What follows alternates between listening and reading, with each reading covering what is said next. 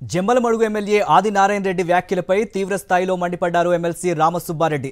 YS జగన్ను రాజకీయాల నుండి శాశ్వతంగా లేకుండా చేస్తానని ఆదినారాయణ రెడ్డి చెప్పడం హాస్యాస్పదంగా ఉందన్నారాయన.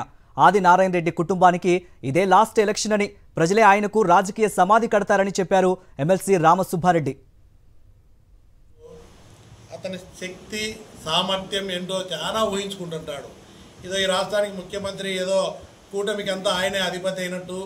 ఈరోజు ఆయన మాటలు చూస్తే, విధానం చూస్తే, మాట్లాడే పద్ధతి చూస్తే నీవు నీ స్థాయిని మర్చిపోయి జగన్మోహన్ రెడ్డిని, వైఎస్ఆర్సీపీ పార్టీని రాజకీయంగా 30 సంవత్సరాలు లేకుండా చేస్తామని చెప్పేటువంటి వ్యక్తివి నీ స్థాయి మర్చిపోతూ ఉన్నావు.